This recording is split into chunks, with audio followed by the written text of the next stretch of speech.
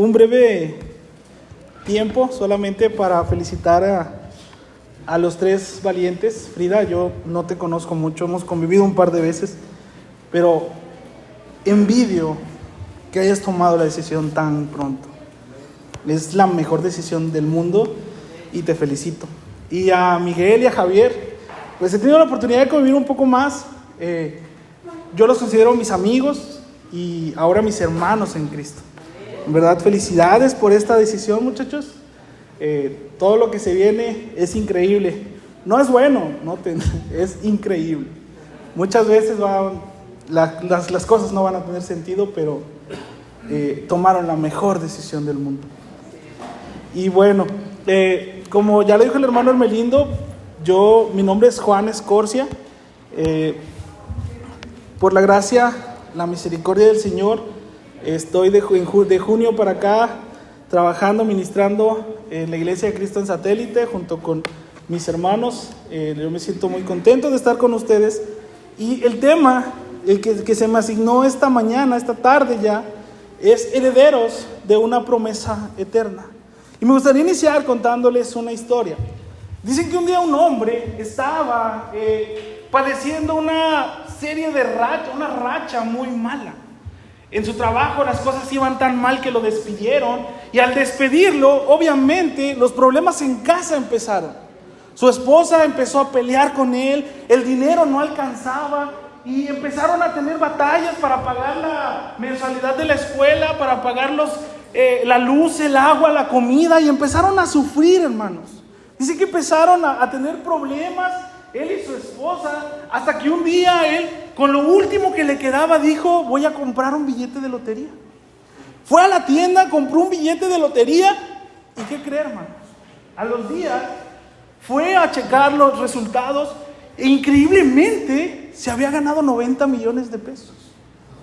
El hombre fue corriendo a la casa, y cuando iba llegando a la casa, y a una distancia vio a su esposa barriendo y le dijo: mujer, nos ganamos la lotería. Y ella dijo: ¿qué? Le dijo: sí, 90 millones, alzando el boleto. La mujer salió corriendo para abrazarlo y no se dio cuenta, no miró a los dos lados, y cuando iba a cruzar la calle, un camión pasó y la atropelló. El hombre se quedó viendo la escena y atónito dijo: no cabe duda, cuando estás de suerte, estás de suerte.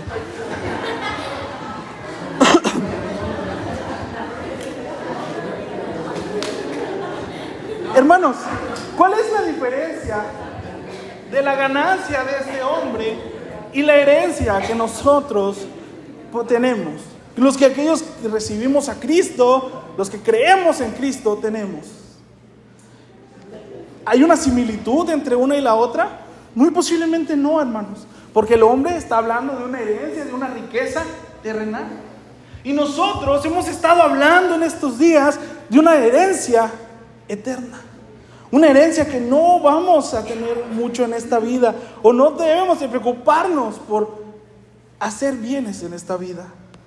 Le voy a invitar, hermanos, si usted puede abrir su Biblia junto conmigo en la carta que escribe el apóstol Pablo a la iglesia en Galacia, Gálatas capítulo 4, y me gustaría que pudiéramos darle lectura, o me gustaría darle lectura y que usted pudiera seguir con su vista desde el versículo 4 al versículo 7. Vamos a leer desde el versículo 1 al versículo 7. Si ya lo tienen, no es necesario, yo voy a darle lectura en voz alta y me gustaría que usted pudiera leerlo en su lugar. Dice la palabra de la siguiente manera: pero también digo, entre tanto que el heredero es niño, en nada difiere del esclavo, aunque es señor de todo, sino que está bajo tutores y curadores hasta que el tiempo señalado por el Padre, hasta el tiempo señalado por el Padre. Así también nosotros, cuando éramos niños, estábamos en esclavitud, bajo los rudimentos del mundo.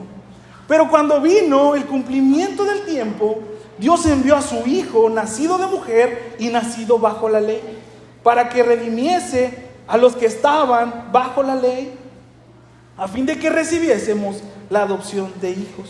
Y por cuanto sois hijos, Dios envió a vuestros corazones al Espíritu de su Hijo, el cual clama: le voy a volver a hacer la pregunta, ¿el cual clama? Así que ya no eres esclavo, sino hijo. Y si hijo, también heredero de Dios por medio de Cristo. Vamos a orar, hermanos. Amado Dios, bendito Padre Celestial, Señor, en esta tarde nos acercamos ante tu bendita presencia, Dios, dándote gracias por lo bueno que eres, Señor. Primeramente queremos agradecerte por dejarnos tener este tiempo de comunión, tener este tiempo de adoración, Señor. Y ahora, Padre, te pido por este tiempo de estudio. Te pido que seas tú en el corazón de cada uno de mis hermanos y permítenos, Señor, poder abundar, poder introducirnos, Dios, a esas enseñanzas, a esas verdades eternas que tú has puesto para con nosotros. Te doy gracias, Padre, por todo esto, en el bendito nombre de tu Hijo amado Jesús. Amén y amén. Hermanos, el pasaje que acabamos de leer tiene una importancia muy significativa. A mí personalmente me gusta siempre poder abundar un poco en el contexto de lo que estamos leyendo. Primeramente, si abundáramos un poco en el contexto de la carta que está escribiendo Pablo, Pablo tiene amor por los Gálatas, Pablo tiene confianza. Por eso en un punto se atreve a decirle: Gálatas, ¿por qué son tan tontos? ¿Por qué se han desviado? Porque en la iglesia en Galacia habían empezado a meterse ideas. Los cristianos que eran judíos empezaron a hablarle a los cristianos que no eran judíos y les decían: es que ustedes no cumplen los mandatos de la ley, ustedes no se han circuncidado, ustedes no hacen sacrificios, ustedes no guardan el sábado, ustedes son eso, y empezaban a atacar. Entonces los cristianos que no eran judíos comenzaron a decir: ay, entonces sí estamos mal. ¿Por qué? Porque este es el pueblo que Dios ha escogido, porque ellos pues, posiblemente están en una verdad, y empezaron a distorsionar la gracia. Y empezaron a decir que para poder ser salvos tenían que hacer una serie de cumplimientos, cuando Pablo ya les había dicho que por obras no podría ser. Y ellos comenzaban a tener eso y empezaban a distorsionar. Y Pablo se entera y les escribe: Gálatas, ¿por qué son tan tontos? Y ahora les dice, les está hablando de eso, y dice: es que no estamos hablando de la ley, estamos hablando de una herencia que es más grande. Que ustedes tienen el privilegio de venir, acercarse a Dios y clamar: Abba, Padre. A mí me encanta eso, porque muchas personas, cuando hablamos del significado, dicen: ¿qué significa papá o papito? Pero hermanos, el contexto de la palabra no tiene su significado o su herencia en simplemente el significado, sino que imagine un niño que se despierta a las 3 de la madrugada por una pesadilla. Está llorando y lo primero que hace es buscar a su padre. Ese es el sentido. Dice: papá, soñé feo. Papá, no me está yendo bien. Ese es el significado del cual podemos nosotros clamar: Abba, Padre.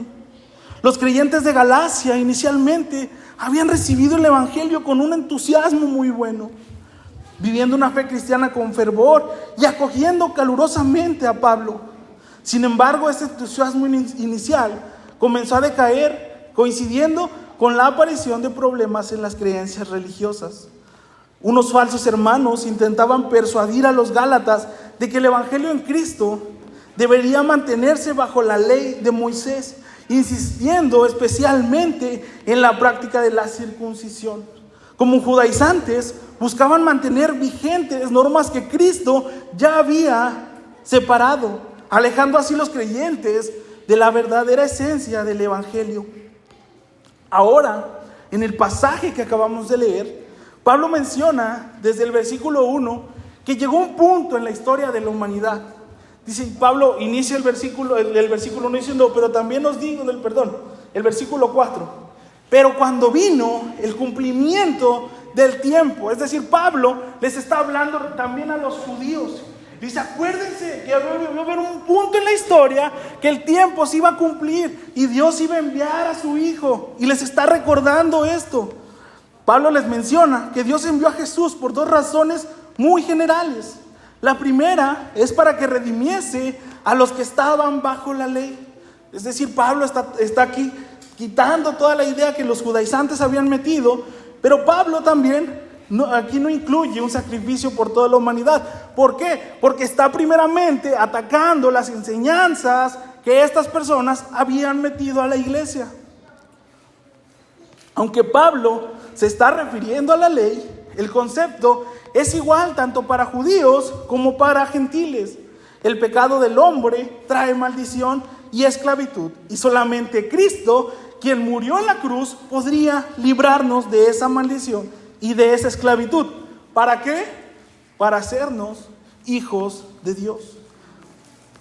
Hermanos, para Pablo, el que gobernara su vida, o que la esclavitud gobernara su vida, o quien se dejara gobernar la vida por la ley, Pablo los ve como niños y les dice: ustedes en otro tiempo, Pablo dice esto iniciando, dice: en tanto que el heredero es niño, nada difiere del esclavo, aunque es señor de todos, sino que está bajo tutores y curas. Es decir, un niño tiene que decirle qué cosas tiene que hacer.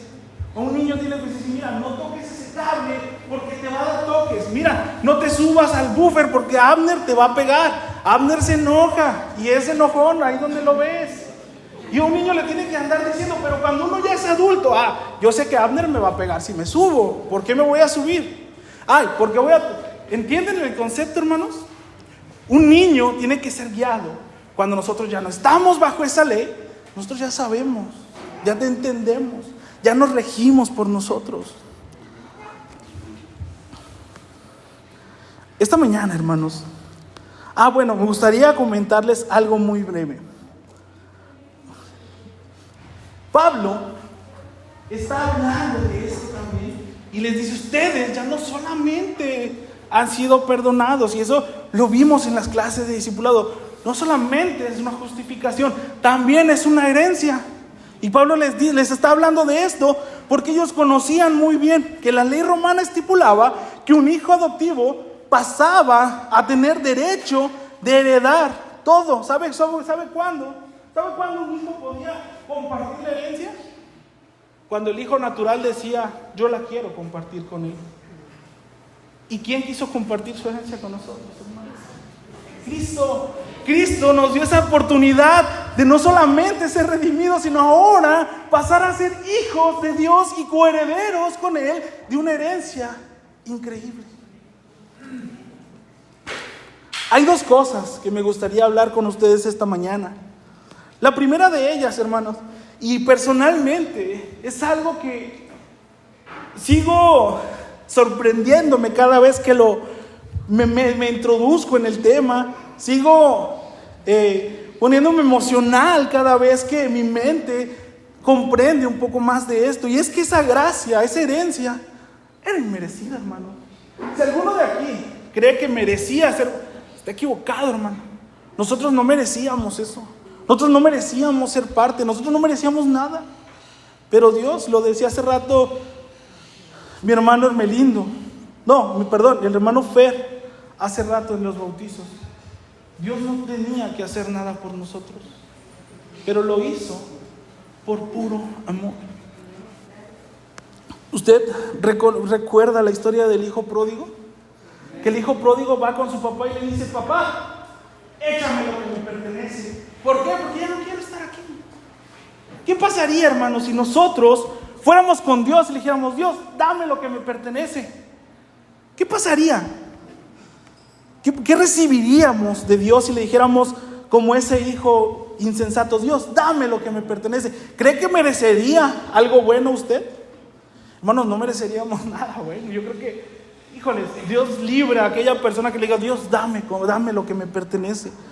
Una de las mayores verdades que debemos entender es que el poder ser parte de tal herencia no es algo que nos hayamos ganado, no es algo en lo que hayamos influido, sino es por el grandísimo amor que Dios ha tenido para con nosotros. Esta herencia, hermanos, siempre se presenta como un acto de gracia hacia la humanidad. Esto significa que es un regalo que no podemos ganar ni merecer por nuestras propias acciones o esfuerzos.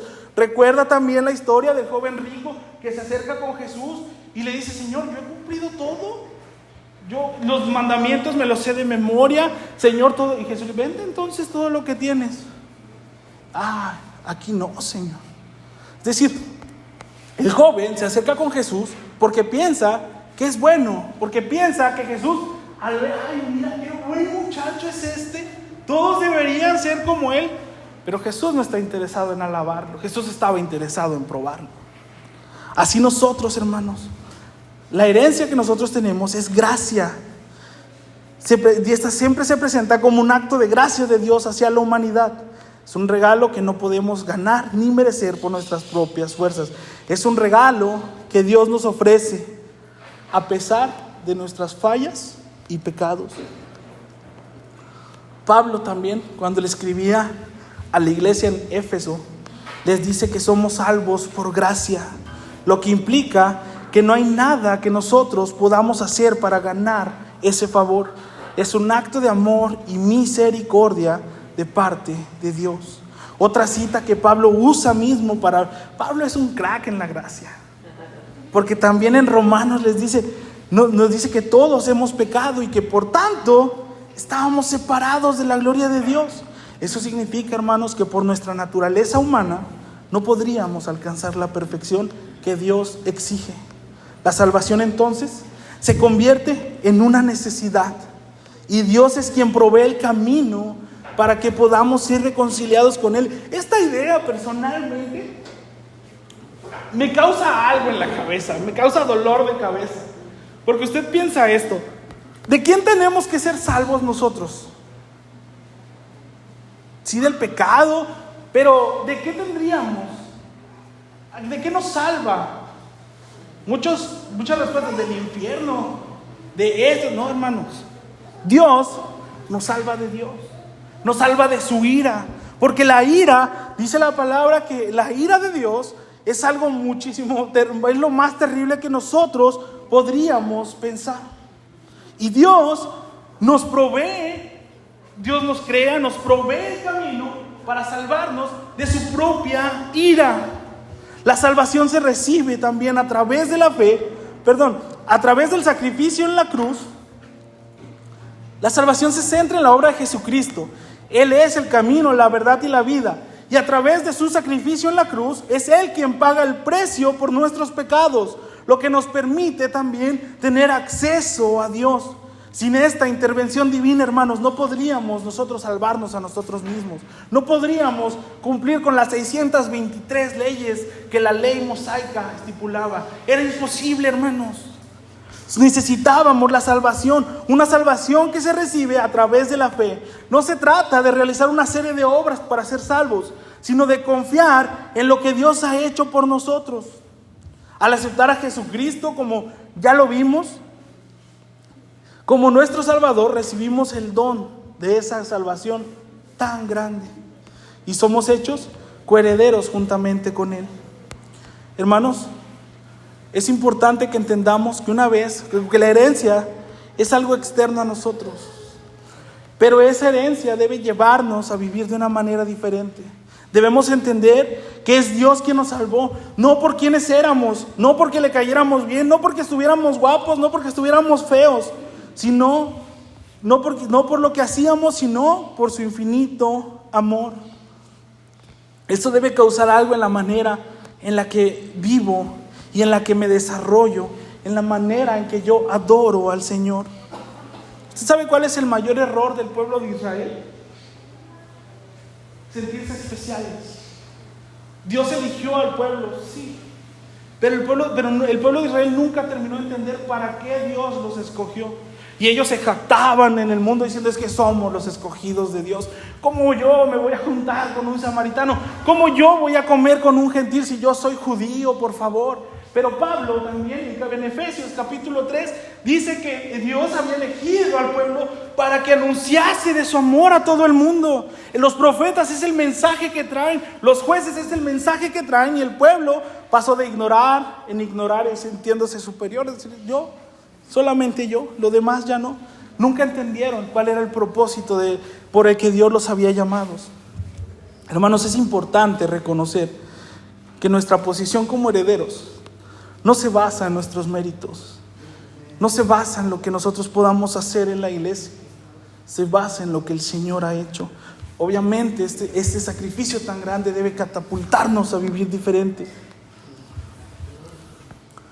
En el contexto que acabamos de leer de Gálatas, Eso se contrasta directamente con los judaizantes que buscaban una posición mediante obras. Pero nosotros podemos descansar en la seguridad de que nuestra herencia, y voy a insistir en esto, no depende de nuestro desempeño.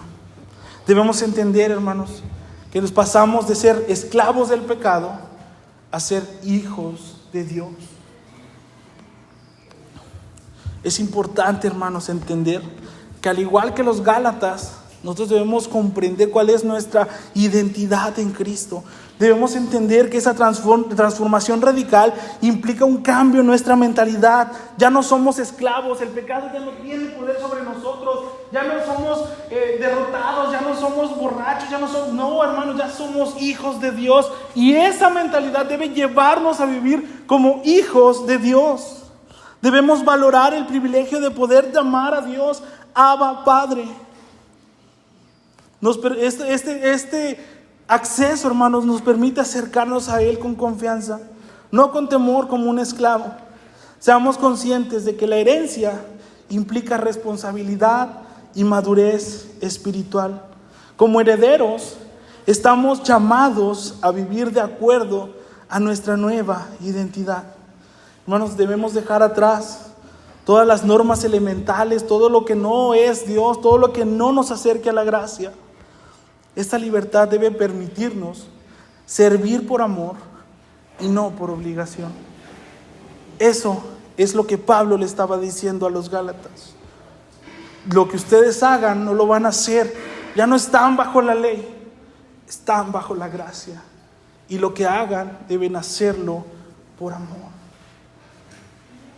La segunda cosa, hermanos, de la que me gustaría hablarles esta mañana, es que somos, y el título del mensaje este punto encuentra su significado en el título del mensaje.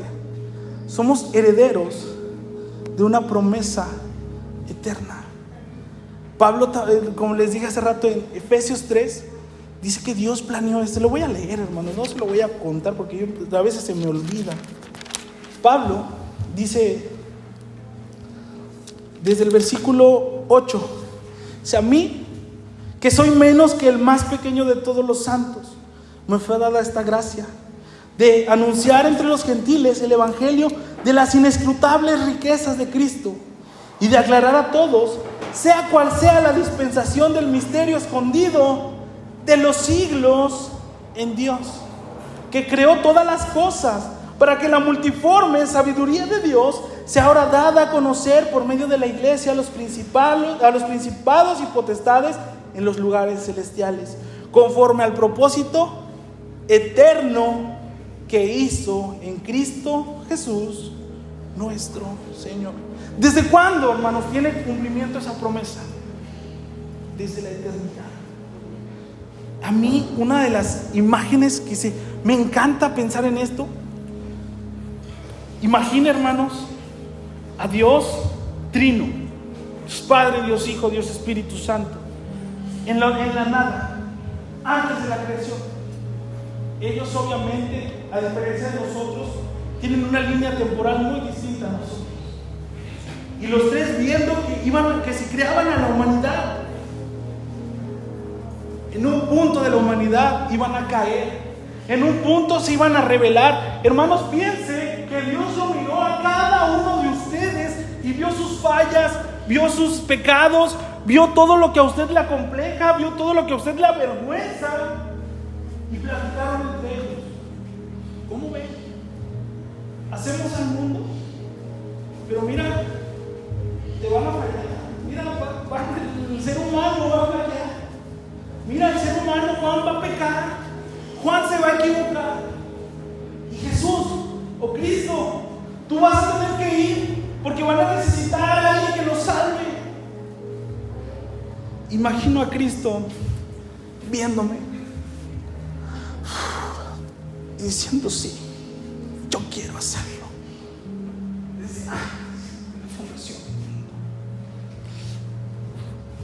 Perdón, hermanos.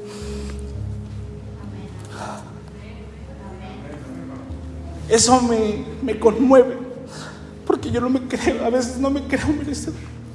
Pero Dios me levanta y me dice: Juan, tú eres merecedor. Yo sé tus fallas, yo sé en qué te equivocas, y aún así quiero relacionarme. Me encanta. Al ser adoptados como hijos, hermanos, somos dotados del Espíritu Santo, del Espíritu del Hijo.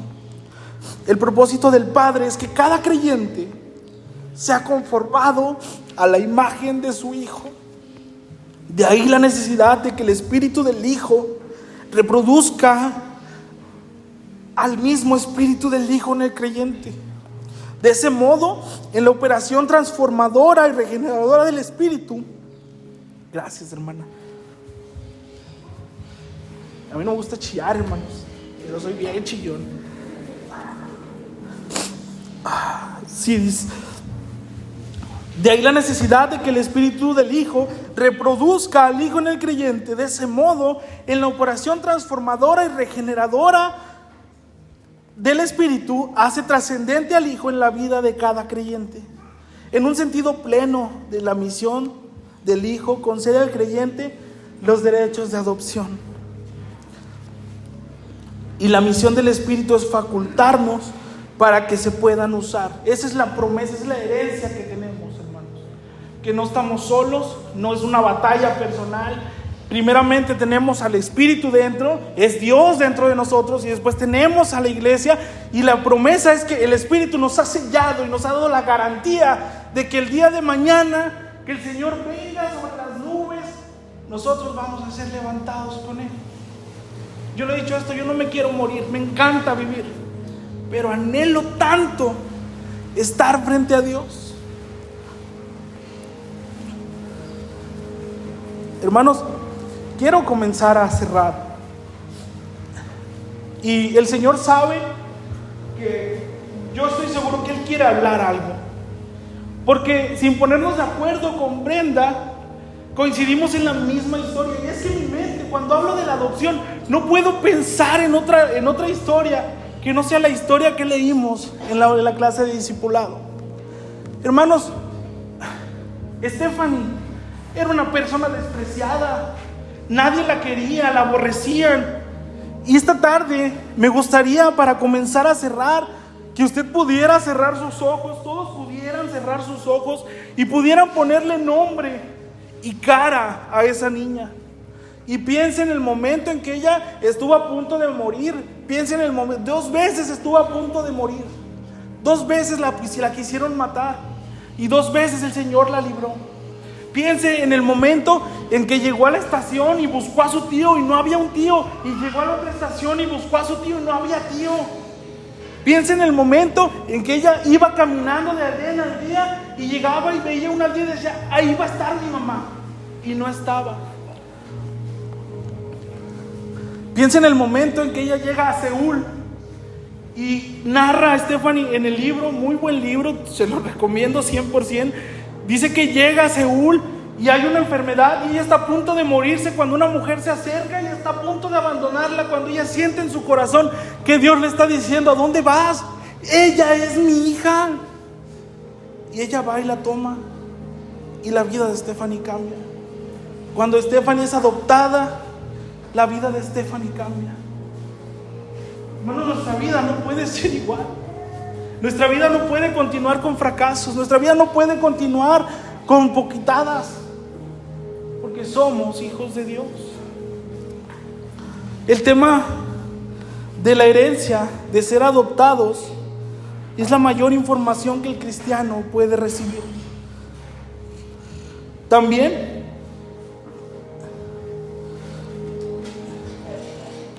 es el mejor regalo que se nos ha dado, es la mayor herencia que se nos ha dado. Quiero terminar con esto, hermano. Cuando yo tomé mi clase de homilética en el colegio bíblico, una de las principales cosas que nos decían era: ya tengo esta información, ¿qué voy a hacer con ella? Hermanos, estos 2 días he estado empapado de que somos hijos de Dios, que hemos sido adoptados, que tenemos al Espíritu Santo habitando en nuestros corazones, y que ya no somos lo que el mundo dice que seamos, ni lo que ni siquiera nuestra mente muchas veces dice que somos. ¿qué vamos a hacer con ello? Si tú ya has aceptado a Cristo, si tú ya tienes esa relación con Cristo, no pares. Sigue avanzando, sigue teniendo devocional, sigue buscando a Dios, sigue teniendo fraternidad con hermanos, sigue teniendo esa relación con el Espíritu, sigue orando, sigue buscando hacer cosas por amor, sigue intentando que la gente conozca de Cristo. Pero si aún no lo has aceptado, el tiempo es ahora. El tiempo de Dios está cerca. Y el día de la salvación es hoy. No es mañana, no es pasado mañana. El Señor te está buscando hoy. ¿Sabes por qué? Porque quiere hacerte su hijo. Y al hacerte su hijo, quiere relacionarse contigo. Esa es la intención de Dios. Dios no quiere tu diezmo, Dios no quiere tu ofrenda, Dios no quiere que vendas tu casa. Dios quiere relacionarse contigo, quiere vivir en tu corazón, quiere que tú crezcas en Él y que el día de mañana, que este mundo termine, puedas escuchar las palabras que tanto anhelo escuchar. Bendito es mi Padre, en lo poco han sido fieles, pasen al reino de Dios. Vamos a orar, hermano. Amado Dios, bendito Padre Celestial, Señor, te damos gracias por lo bueno que has sido con nosotros. Gracias, Dios, por esa salvación tan grande. Gracias, Dios, por hacernos partícipes de tu herencia. Gracias por no solamente dejarnos justificados, sino hacernos tus hijos. Gracias por adoptarnos. Gracias por buscarnos. Gracias, Señor, por no cansarte con nosotros. Padre, te pido por cada corazón que se encuentra aquí. Padre, si hay alguien que necesita ponerse a cuentas contigo, Señor, toca su corazón. Padre, si hay alguien que está dudando acerca de ti, toca su corazón, Señor. Permite, Padre, que podamos conocerte más. Permite que podamos acercarnos más y que podamos hacer de nuestra identidad esa herencia, Dios, tan grande que tenemos. Que podamos, Señor, vivirlos todo el resto de nuestras vidas, Señor, confiando en esa promesa tan grande, esa promesa tan increíble que nos has dado. Señor, te doy gracias por cada uno de mis hermanos. Gracias por cada persona que hizo el esfuerzo para que este campamento se hiciera posible. Gracias por cada persona que dejó su trabajo para estar aquí. Gracias por cada persona, Señor, que puso un granito de arena para que tu palabra sea anunciada tanto aquí como en otros lados.